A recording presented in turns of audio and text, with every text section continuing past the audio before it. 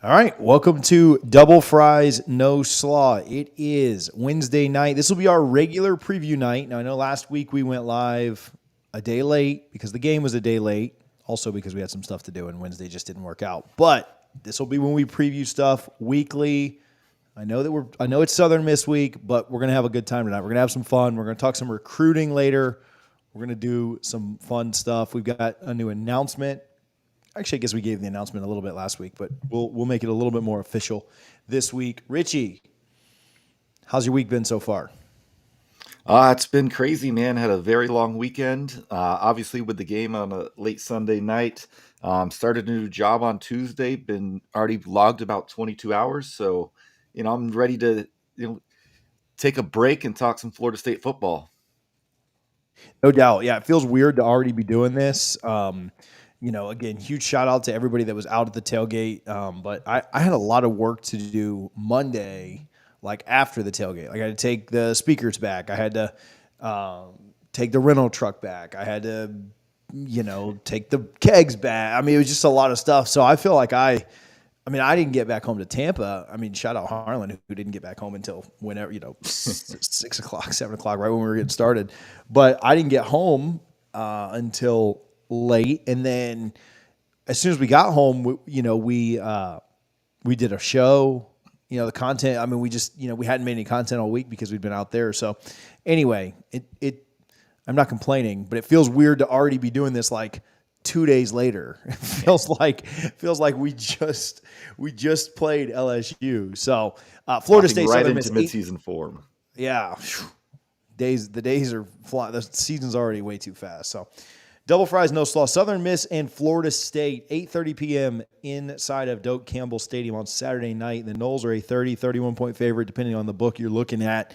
A little over 4 touchdowns. Southern Miss won week 1 against Alcorn State, 40-14. They were a 24-point favorite, so they covered with 2 points to spare, meaning Vegas was pretty spot on with what they thought Southern Miss would do and what they thought Alcorn State would be able to do. Their sophomore quarterback, Billy Wiles, threw for 267 yards, 3 touchdowns, and interception on 21 and 28 passing. They ran for about 150 yards. In watching the condensed game, Richie, they were just completely overmatched, overmatched against Alcorn State. We'll talk about that more in just a minute. And, of course, what we want to see from FSU. Then we'll get to some recruiting talk and, of course, answer your super chats, answer your support of the show, which we appreciate. Richie, we've got a super chat here on the screen, which I'll let you read out tonight once Harlan throws it up there. And then after that, I want to get your final or closing thoughts on LSU. We're going to close that book. Talked about LSU for months. We're going to close the book on LSU and be done, but I want to hear that from you after we play the noise here, Harlan. Then, Richie, you can read them out. Touchdown, Florida State! Touchdown, FSU! Yeah, it's very appreciated. Encyclopedia with the FLORIDASTATE. Florida State, Florida State, Florida State. Woo! I did that a lot Sunday night. My voice is still a little hoarse thanks to that, but always appreciate the super chats. And I think TJ is frozen. So just some final thoughts on LSU. The first half, Florida State came out pretty sloppy. It wasn't great, but the defense made plays when they had to. They got some good stops. That was extremely important. Something I wanted to see because there's going to be another game, maybe not who we think against, but there will be another game at some point where Florida State is really going to need a stop like that and to go. Florida State went 3-0 in stopping LSU on 4th down. Extremely important to see that, and the push the defensive line was getting was so impressive. There was the 4th down where I think they beat every single LSU offensive lineman, and that's a good offensive line. We're not going to see many more better than that this season. Clemson is solid. Miami seems to have a pretty good offensive line. I know we like to give them a lot of crap, but they do. So I'm excited to see how this works out for Florida State. We always love to overreact to week 1 games, right? And, I'm trying not to do that, but I don't know who's stopping this offense. When Jordan Travis realized, I really can't just throw the ball up to this Keon Coleman guy, he is wide receiver 1. I love Johnny Wilson. Think he is, a phenomenal receiver himself, but we know what we're getting with him. He's going to make huge plays. and then he's going to drop a 3rd and 5, right, to kill a drive. But now you have Johnny Wilson would be a wide receiver 1 on almost any team in America, and for him to be your wide receiver 2 speaks volumes. That second half was so exciting, and it showed what this offense is going to be capable of once they get things going. And that was the very first game that Jordan Travis and Keon Coleman played together. He's the best Florida State receiver we've had in over a decade, and he proved that in one game. So just a lot of good things to take out, TJ. Obviously a lot to clean up. But Florida State could have won this game, 55-14 probably. But you're definitely happy with a 21-point win over the number 5 team in the country. Excited to see what these next 11, 12, 13, 14 games potentially look like. 14, I like that. Listen, that's kind of where I'm at right now. Is I truly do believe that Florida State. I mean, I had questions on it, and it's one game, and you don't want to overreact. But it's hard to think that Florida State doesn't match up well, for at least from an offensive side of the ball, with every team in the country. Like, I don't know who can kind of stay with us from that perspective. Is it still popping pretty bad? I don't know. It's alive, so they'll be all right. But it's better now. I think we came into this year, and what did we say? Hey, we we could beat anybody, but we're scared of Georgia. I mean, nobody was saying they were scared of Georgia. We could beat anybody, but what about Ohio State, Michigan, this team, that? I think Florida State would be fine with against anybody in this country. Now, I'm not saying they go in and just beat Georgia's brains in like they did LSU's in the second half, but I don't think that you're at a point where you're worried about that, right? If they get to Houston and you get to Houston, or you get to the playoff and they line it up, like, let's go. Like, I just think this offense is at that level. And again, we'll see Georgia play a little bit better competition this year. I mean, they don't play much better, but they will play a little bit better competition. We'll see what they look like. But I think that Florida State has, I said this the other day, shout out Sonone for this stat, but Jordan Travis had the best passer rating against any ranked team in any group of any Power 5 team that a quarterback played against. Keon Coleman might be. I know Marvin Harrison Jr. is that guy, and everybody's tagged him as wide receiver 1, but in that offense, I don't know that he is. I think Keon Coleman might be the best wide receiver in the country based on what he did against LSU this weekend. Obviously, he's got to put more performances together, but to have Johnny Wilson, to have Jaheim Bell, to have Trey Benson, and Rodney Hill running guys over, and it is ridiculous what this offense can do. And this defense really did step up and do some really special things. I think that essentially you gave up 17 points in this game. And I mean, you gave up 1 touchdown with a minute to go. And so whatever, it's frustrating, but I don't really care. You really held a really good LSU offense that a lot of people still think is really, really good to 17 points. And, the offense, defense get a lot of love. Special teams doesn't get as much love when you win a blowout. Shout out Ryan Fitzgerald. So I think that's big. I think it's certainly, kind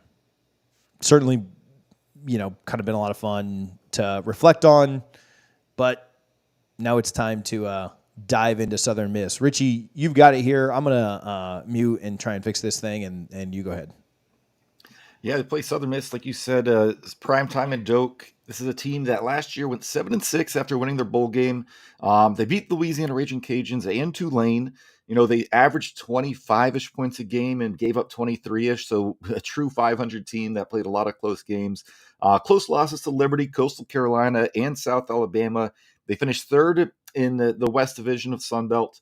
Also of note, they played the Canes last year and lost 30-7, but did have a 7-3 lead until there were 20 seconds left in the first half when Miami took the lead, which never really gave it up. It was just one of those things where just athletes kind of took over, and that happens in games, right? So they were solid. They're a bowl team, and we're not going to sit here and hype them up, right? But their head coach, Will Hall, had an interesting statement this week. They're probably the best team I've ever coached against. I played Bama in 21, and they played for a national title, and I think this team is a little better than them. I don't know. I think he's trying to go full on Kirby Smart there. What do you think, TJ? Yeah, they call it rat poison now. I don't know if that, I mean, to steal a line from Saban, where they call that rat poison. I mean, we might be. Let's just be honest. I mean, we truly might be. But it's probably a little early to tell that. Yeah. I do think that I think he's a really good coach, and I have a lot of respect for him. We'll talk about that in just a second. But I don't. Half of me thinks that it's him trying to like motivate his players and try and get Florida State to maybe take a little bit of a foot off the pedal, right? If you can get Florida State kind of reading their own press clippings, maybe they can somehow stay in it. But, at the same time, I think he's a pretty straight shooter, and I think that there's a really good chance that he's just being honest, that Florida State's really good and trying to be respectful of that program. So I really like him as a coach.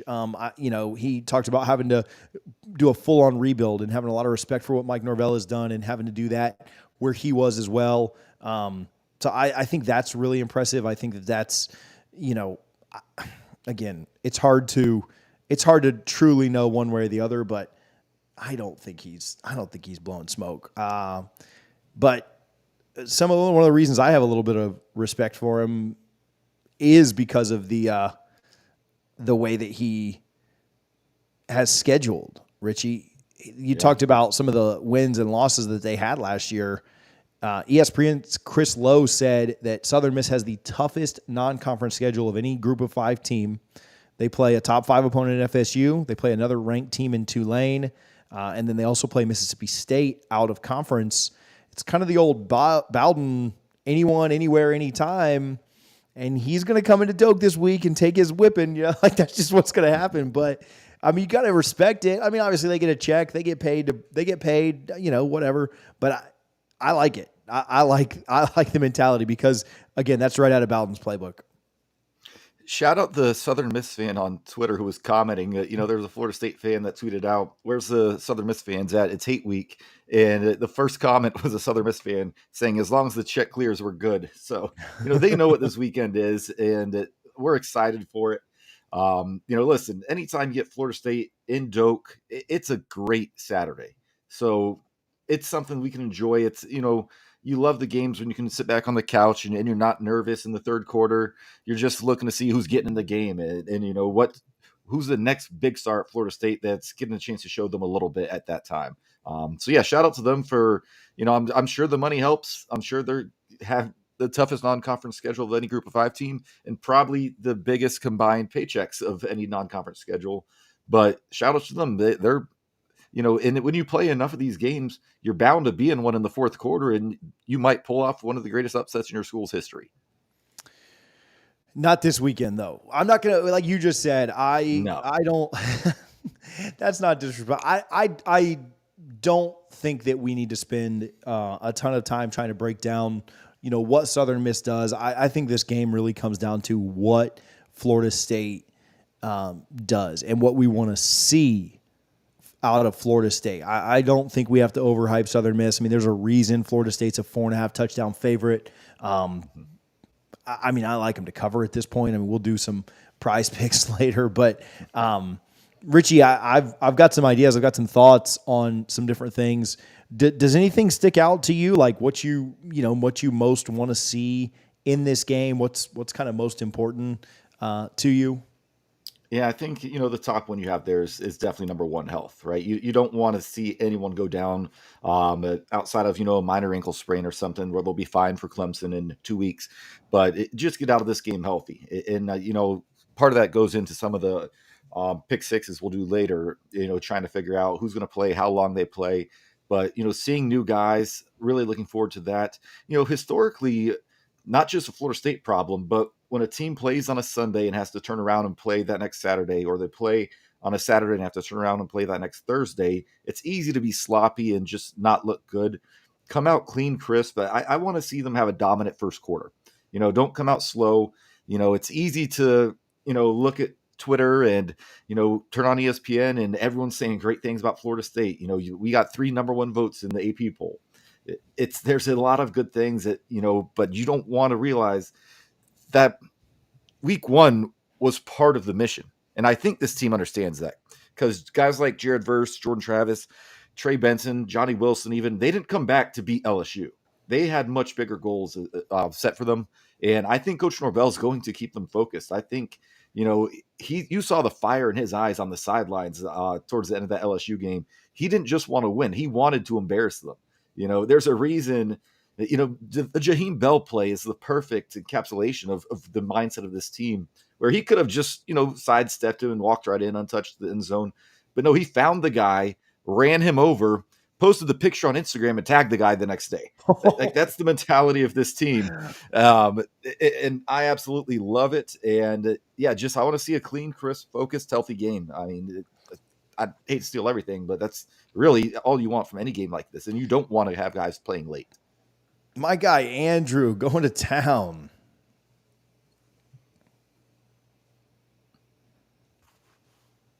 Fire up the war chant and plant the spear. Noles win. Noles win. Preston Daniel going off on Saturday. I like it. Preston Daniel caught a good amount. How many times did he score last year? What were his stats? Preston Daniel had like 3 or 4 touchdowns. My guy Andrew had a great time out at the game with my dude. A lot of fun. I got to see how many Preston Daniel scored last year. Now that we're now that that's been shared, I feel like I've got to look that up. So, hey, Preston Daniel, he made just one touchdown. He's the one who made that big play against North Carolina in the COVID year, right? Where Jordan did the fake draw. Yeah. Toss it out to him. Run a couple of those, Coach Norvell. Preston Daniel 2 touchdowns. I got. Let's do our prize picks. Preston Daniel 2 touchdowns. I'm gonna go over. No, I'm just playing. That's too much. That's way too much. Appreciate you, Andrew. Okay, Richie, you talked about this, and just what I think is biggest is mindset. And I'll get into some more specific things, but you kind of mentioned it. You alluded to it. Florida State. I think it's easy to get up for games like LSU. I think it's easy to get up when you play your rivals. I think it's easy to get up, when you're playing a really good opponent. And I think it's also easy to overlook opponents like this weekend. And to be very fair with you, this team is so talented that I believe that Florida State could completely overlook them and probably still win by 20. But I don't think you want to do that, right? You want your starters out at halftime. I'm completely okay with this being a 31-3 game at halftime, and then the final score being like 45-17, because they keep their starters in and it gets caught. I mean, I'd love for the Noles to cover, but if that scenario played itself out, I'm okay with that, right? And so, Florida State could play like absolute crap and have mistakes and penalties and turnovers and still probably win by 20. But I don't think that's how you want to follow up a performance that you had on Sunday against LSU. I don't think you want to put that into the voters' minds. Not that the voting means very much. I mean, if you win every game this year, you're in. It doesn't matter. But I think you want to continue to have kind of that good taste in your mouth, the good taste in the fans' mouth, the good taste in the media's mouth, to continue moving forward. And so I do think it's about that focus. It is about coming out. 2013 Florida State never came out and struggled with bad teams, right? They beat the crap out of Nevada. They beat the crap out of Maryland. They beat the crap out of NC State. They beat the crap out of Idaho. They beat the crap out of, Florida, Miami, every team they played. But they never took a team lightly. They never started slow. Auburn, BC, there were a couple of games. But I think it's about the mindset. It's about going out there and Norvell talks about this all the time, and it's coach speak. It's definitely, it's definitely just trying to say the right things and do the right things. But if there is truth to it, you see it this week, and that's getting 1% better every day. And you need to look better against Southern Miss than you did against LSU. And I think that's important. I think it's important to show that you are serious and you are, not taking teams lightly. You're not letting your foot off the gas. So I think the mindset's really important. And that leads into, I don't want to see the starters past halftime. I don't at all. Like, I want Jordan out. I want to see all 3 quarterbacks that are backing him up. I want to see, Brock and AJ and Tate. I don't want Jordan playing. I don't even really want, I think Tate is still, I think Tate's still your backup at this point. I don't want to see Tate very much. Like I really want the young guys to get in there and get as much experience as they can. That's really being nitpicky, but I want Tate to get like a drive or two to stay fresh, right? I don't want him getting a lot of time. Cause God forbid something does happen to your starter. I think you want to have Tate fresh, as fresh as possible. So I'd like to see the starters play pretty limited reps. I'd like to really rotate in young guys to get young guys repetition with the ones. I don't need to see Jared Verse play 45 snaps in this game. I don't need to see Fabian Lovett play 40 snaps in this game. I don't need to see, Robert Scott or, anybody that's kind of banged up, dealing with an injury, taking that many snaps. I'm completely okay with Trey Benson getting 10 or so carries. I'm completely okay with Keon Coleman getting like 4 targets this game. I just don't need to see it. And Florida State has the talent all over this roster to probably not even need to start most of those guys I just mentioned. It certainly will. And they'll give guys opportunities and try and keep them fresh. And you go out and score on your first 4 or 5 drives, and then you get the night off, right? Like that was kind of the reward for that 2013 team, right? You get up by 35 or 42 at half, and you're just done, right? And so that's a lot of what I want to see on Saturday night. I want to see the young guys in the secondary.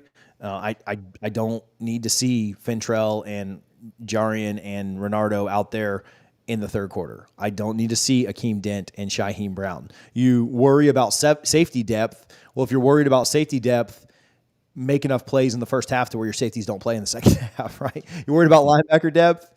Go spear a couple guys like Tatum did on Sunday and get out of the first half so you don't have to play in the second half, right? And so those are the things I want to see on Saturday. And I want to blow out victory in a spiked baseball. Shout out my guy Chip that retired. Wouldn't mind seeing a Hangman game. Hangman on the sideline, Richie says. I don't have too much else, right? Limited mistakes, limited penalties, good communication, and again, starters out by halftime. I want to see Kentron play a little bit. Obviously, been a little nicked up. Seems like he's back on the depth chart. Should be good to go. I think that you'd like to see him get a little bit of burn because you're going to want, him and have him. You're going to want to have him in that rotation. Obviously, I want to see Destin Hill take one to the house. That's just a personal thing that I want to see. But, and in those 4 targets that Keon gets, I want them to all be touchdowns. I want him to one up last week's thing. But anything else you want to see, or you want to move on to our next thing? Yeah, we can move ahead. I think, like I said, this should be an enjoyable game for all Florida State fans to watch. Okay, we're going to talk about recruiting here in just a moment, and then we may have a special guest coming on in about 20 minutes. So stick with us. And again, we'll make sure to read your super chats, your comments, if they're good, any kind of support you have for the show. We are happy to accept that. But, Richie, Prize Picks. Harlan, I made a Prize Picks slide here. I don't know if you saw that or not, but you can throw that up. Prize Picks is an app that you guys need to get. So many of you last week talked about making money on the game. When I say last week, I mean like 2 days ago. But if you made money on the game last weekend, I've got a deal for you. Prize Picks is a daily fantasy game where you select entries on player projections for each player you pick, more or less what they're projected by the app, right? So if Jordan Travis is projected to have about 315 passing yards, you like him to get more, you select that. If Keon Coleman is projected to have 73.5 receiving yards, you pick more or less, you pair them together, and you go make money. You can pair anywhere between 2 and 6 players. The more players you pair, the harder it is, obviously, but the more money you win. You can use code DFNS. That's DFNS for a 100% deposit match up to $100. Prize Picks is a ton of fun. Go check them out today. They are the best way to have action on the games in states like Florida, California, Texas, Georgia, and over 70% of the U.S. It's the Prize Picks app. So many of you have used it. If you haven't used it in a while, if you don't remember your login, create a new account, create a new email, whatever. Log in. It's DFNS, and we'll get you a deposit match of 100% up to $100. Let us know if you are playing on Prize Picks, because I'm going to beat you with some of these picks that I got for this weekend. So we'll tweet them out as we get a little bit closer. Nothing's ready for this game yet. Usually in these blowout games, they wait a little bit closer. But I'm going to tweet out. We'll do some talking about what is going to happen. But Richie, our prize picks, pick 6. These are from the Barnes Sports Book. These aren't official from Prize Picks, but what you got there? So the first one, minutes passed before the first Florida State touchdown of the game. And I have this set at 4 minutes, TJ. I had a different line. You said that was way too easy. So let's put it at 4 minutes for Florida State's first touchdown, over under. Man, we went back and forth on this a little bit. And Harlan, you want to do this with us or not really? I don't know if you're working or not, but you can jump in here if you want to, Harlan. Just add yourself and we'll do it. Or you can just text me what you want. But listen, we were not arguing, but like going back and forth on it. My gut just says under. Like I think we score before then. I think we get a quick 3 and out, and then we go score very quickly. So I'm going under. I think less time than that has passed. If I'm saying it correctly, or actually, we're not supposed to say over under. Less. We're going less on this one. Okay. I think I'm going to go over here. More. More. Or it'll be more than 4 minutes will have passed. But before Florida State gets their first touchdown, I could see them potentially, stalling out. And I think this is where coaching comes into play. Right, against LSU, of course, we're going for it on a 4th and 3 from the 20. A game like this, I could see him wanting to see is Fitzgerald, can he come out and make these kicks? Get him live game reps if he can. So if we were playing any other opponent like a Clemson, I'd take less than 4 minutes. But, I do think he's going to look to see if he can get some more reps for Ryan Fitzgerald if they get in a situation like that. Now, saying that, they could just throw it up to Keon Coleman in the end zone, but there they go 2 minutes with a touchdown. But I'll say more than for the purposes of this question. Okay. Harlan's got less as well. Next one up. All right. So this is a tricky one for me. Jordan Travis pass attempts 18.5. So for reference, against Miami last year, blowout win, he threw 12 passes. Against Duquesne, he threw 14. Against Louisiana, he threw 15. So 18.5. What does Harlan have here? Harlan's got less. Less than? And I'm going to match him. All right. I'm going to disagree with you guys again here. I'm going to say more than, just because I think, and this is where you got to be careful, but I could see Mike Norvell in Florida State saying, hey, Jordan's a solid number 2 in Vegas for the Heisman right now. Let's get him some stats and pad that up a little bit. And maybe he plays a little longer than we would like him to. But I think Norvell trusts this offensive line. And I could see him throwing the ball, maybe 20 times. Because, again, they already put the Heisman campaign out back in January. They're not going to stop now. So that's my only reasoning for saying more than 18.5 on that one. I will say, I don't agree, but you almost sold me. Like that. I like the reasoning there that Mike wants him to run up. The problem is, so like the devil's advocate to that. No, I'm not trying to get you to come. You're locked in. I'm not trying to get you to come back to my side. But like the devil's advocate to that is like he could have 4 touchdown passes on like 12 attempts. Yeah, like, they could just run all over and then throw to Keon 3 times in the end zone and be done. So Norvell might just be built for playmakers. Touchdown to attempt ratio could be off the charts in this one. All right, so we'll go straight to the next one here. We have Destin Hill, 29.5 receiving yards, and I'll let you go first, TJ. Yeah, I'll go over here. I think he gets a good amount of. Think he gets a good. I'm sorry, more than. Sorry, I'm not very good at this. Actually, I only can't say those in the other one, but in the ad reader or whatever. But I'll go more. I think 29.5. What's like 2 catches? He's more athletic than anybody on their roster, and I haven't even looked at their roster, to be able to really confidently say that. But I think that he goes over here and gets more than 29.5. Harlan's got less, and now it's on you. Yeah, I think more. I think, again, Norvell loves this kid. You don't wait around for 2 years for a high school kid to finally make it to campus. And they watched that game film, and I'm sure they loved the Keon touchdown, but, they probably definitely saw that Destin Hill would have scored a touchdown on that play as well. He was wide open with nobody near him. And, I think Norvell saw that and says, let me get this back to you. And I could see him almost trying to force feed him once they get to the red zone. Like you said, it's 2 catches, maybe even one. With his speed, it could be something as simple as a jet sweep that's technically a pass, and he could take it to the house. So I'll say more than as well. The next one we have Florida State first half punts. I made it hard on us, guys. I didn't give us a 0.5. I said 1. So first half punts 1. I think I'm going to take the push here. You can take the push more than 1 or less than 1 punt in the first half alone. Harlan says less, so he's got him going with 0. I'll go more here, just understanding that the push would say does the push save me, or am I wrong? You have to get it exactly right. The push is the right answer. Oh wow. So any of those that's three literally not how this game works. But Richie's making up rules. This is my game, my rules. Harlan's going. We'll make it an even. We'll make it an even. One for each. I'll go more on this. Not to be a Debbie Downer, but I think we'll. Well, yeah, we'll have 2 drives we have to punt. Okay. No, I'm taking that back. I'll go push. I'll go with Richie. Screw it. More me. Sorry. All right, Jared Verse, total 2.5 tackles for loss / sacks combined. I know they're the same thing, but just wanted to make sure we clarified that, any tackle in the backfield by Jared Verse, 2.5. I don't mind going first here. I'll say under. They're not going to run at him, and he's not going to play much. I'll go less. I don't think that.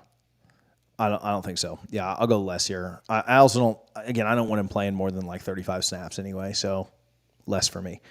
I'd be fine if Jared Verse didn't dress out, just for what it's worth. Yeah. I hate to say that like that. I mean, you only get to play 12 games. I don't expect him to not, but no inside info. I'm not. I'm going less. What's Harlan got here? Harlan's got less. Yeah, clean sweep on that one.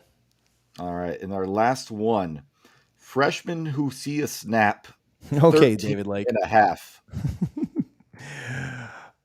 Is it true freshman or truly all freshmen? Like true freshman or redshirt freshman count too, or what? So what was it? Was it? I know it was 10 against LSU. Was that true or all freshmen? I think if they're counting that, actually, I don't have a good answer for you. Whatever that number consisted of from LSU, if it was just true freshmen, then that's what it is here. If it was all freshmen combined, then that's what we're doing for this one. So whatever they considered the LSU 10 to play. Let's do true freshmen. Okay. As opposed to redshirt.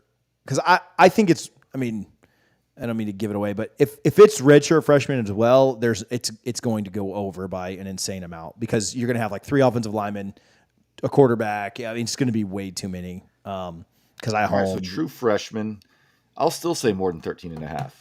I'm trying to look at the commit list real quick, and yeah, I'd be pretty shocked if it wasn't. Like, I mean, Barker's going to play, Quindarius Jones is going to play, Edwin Joseph, Vinavarius Jacobs, Destin Hill. Yeah, I'll go. Destin Hill's part of it. Yeah, I'll go over 13.5 on this. I actually do think it's going to be a little bit closer, but I'll go over 13.5, or I'm sorry, more than 13.5 here. And okay, Harlan's going less here. So TJ and Richie more, Harlan less. But again, if it was all freshmen, I think it'd be up over 20. So I don't think that's a fun one. Oh well. Hopefully the Miami guys write an article on that. What's more impressive? 14 Miami freshmen playing in a blowout against Miami of Ohio, or 10 freshmen playing against a top 5 LSU team? I think we all know the answer to that one. It was funny because I saw him writing articles about that, like, 14 freshmen, and then we had almost as many against an actual good opponent, not just like a clear your bench. I think Sonone quoted it and said, "How many do you think play against Texas A&M?" So anyway, all right, little recruiting. We'll try and get CJ on here in just a second, see if that works out. But Richie, recruiting again, Prize Picks. If you don't have the app, again, DFNS. You can go get your Prize Picks app downloaded. It's only for first-time use, so if you've already used it, you may have to have a new account. But the Prize Picks app, DFNS. Go get after it. Richie, recruiting seems like picking up as of late. Obviously, the Noles are trending for a bunch of key guys pretty heavily. We did a video where we went pretty heavily into detail on a bunch of them. Jeremiah Smith, LJ McCray, Zay Mincy, Jamari Howard, and others. Obviously, all super high-rated guys. In fact, I think all 4 of those are top 100 guys in basically every rating. Seem to really like what they're seeing these days from FSU. I don't want to recap everything that I said in that video, so if you missed that, go watch it at the end of this. We'll actually link it on screen once this finishes processing, but go check that out. It's the recruiting video that came out today if you haven't yesterday if you haven't already seen it. But Richie, thoughts on FSU doing it both on the field and recruiting? Top 5 in recruiting and top 5 in the AP poll as well as the coaches poll, with room to, no pun intended, climb a little bit more. Yeah, and it's, kind of what it's in this era of college football, it is extremely hard for fans to be patient, right? Mike Norvell took over in a horrific situation, off the heels of the last few years of Jimbo and then Willie, and you had no on-field product to sell. He had no connections. COVID happens. He can't get kids on campus. He can't visit them. So his classes weren't great to start, and we said proof of concept. That's what it has to be. And then he gets his 10 wins last year, and it's still not a top 10 class. And people are like, well, what's going on? Well, this is the class that the proof of concept is going to benefit from. And you're starting to see that. And as you continue to have these types of games on the field, more recruits are going to look and say, I might want to be a part of that. I truly believe it was beating LSU last year that got Hakeem Williams in the boat. People forget he was out at that game in attendance, and he committed to Florida State very shortly after. LSU blows Florida State out. Maybe he decides to go to Alabama or Georgia or Ohio State or any school he wanted to go to. So I think if Florida State keeps winning, this class is only going to get better and better. And if a team like Florida has the type of season it looks like they're probably going to have, that ranking is going to drop significantly because kids are going to say, man, this guy's probably on the hot seat next year. I don't want to tie my 4 years to him and potentially waste my one free transfer just because he gets fired. So I don't know. It's going to be interesting. I think Mike Norvell, there's a lot of jokes, right, that Florida State uses the portal. Well, if you look at the numbers, they don't use it nearly more than the teams that really, really use it the most. They just use it more efficiently than anybody else. And that's what put them in this position. And as time goes on, Norvell is going to continue to utilize that transfer portal, but it's going to be less and less and less because you're going to have fewer holes on your roster because you're going to have recruited at elite levels. And then you're going to develop those kids. And maybe 1 year, I just need an extra receiver. Okay, let me go find a Keon Coleman. Or, I like what we have at defensive line, but we're 1 year away. Okay, let's go snag a Jermaine Johnson or a Jared Verse. So the portal will always be a thing for Florida State, but it's going to be more heavy high school. Florida State's going to sign probably 25 high school kids this year. That's a full class. And then they'll go to the portal to supplement. And that's what you need to do. And if you think I'm wrong, look at what happened in Clemson or up at Wade Wallace Stadium with a man who refuses to use the portal. Probably could have used a guy like Keon Coleman in that game. And maybe they don't lose to Duke in embarrassing fashion. So I love the trajectory of the program and the way Mike has balanced the portal to high school recruiting to now we're going to see more and more elite high school kids jumping on board, which is going to allow us to use the portal less, but we're still going to use it to get those elite game changers that you need to win championships. Yeah. So I think that we've talked about this, but Florida State used the portal as a necessity. And I don't know if Mike Norvell really thought like in his mind, like, hey, I've got this big elaborate scheme to use the portal. And then in a couple years, that's going to work out amazing for me. And I'm going to pick up Jared Verse and Keon Coleman. And then everybody's going to want to come to Tallahassee. And we're going to beat a bunch of top 5 teams. And then high school recruiting is just going to be back like it always was at Florida State. But I almost think it's more impressive that he didn't know. Like he used whatever tool was available, right? And this was the vehicle that could get him and this program back. And listen, I am so sick of Florida State fans telling me to be humble. I am so sick of FSU fans saying like, well, one game at a time. And no, this is Florida State. This is FSU. We're not humble about anything. We were talking smack when Clemson was beating our brains in. Like we're not that. I bet that professor was reading a book about smack talk. when Clemson was beating us in 2018.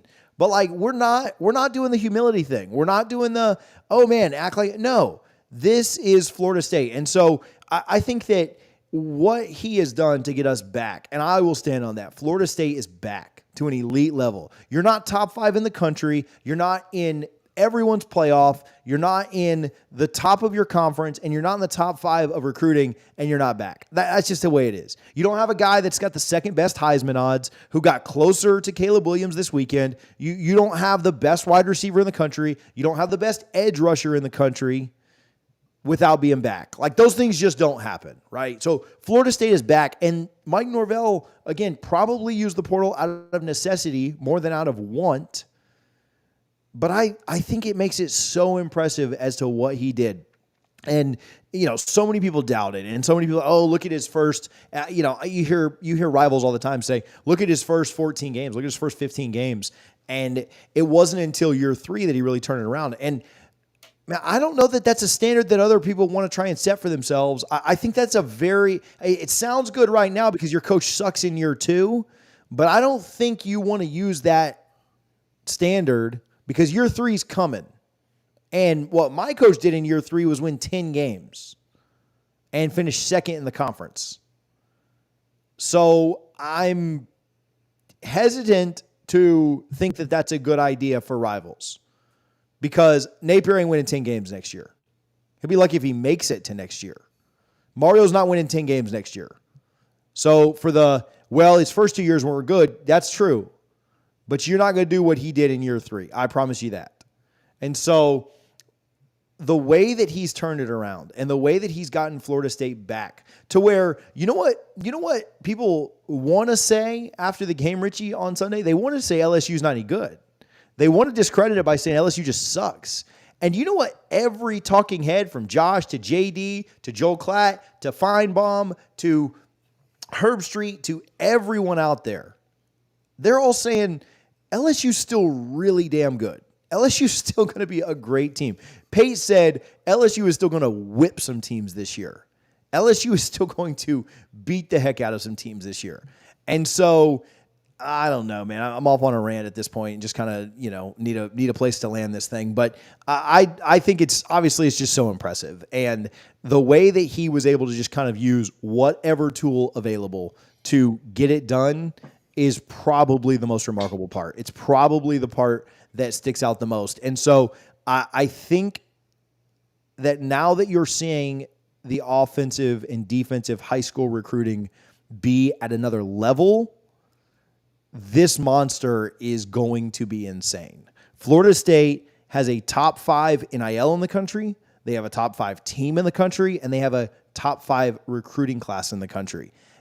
And that monster is going to continue to snowball. We haven't even, and we're going to wrap up now. I don't think CJ can make it tonight. He had some things come up, but we'll try and get him next week. We're going to do some ridiculous things. And Richie, we haven't even talked about Clemson. We'll save that for another time. But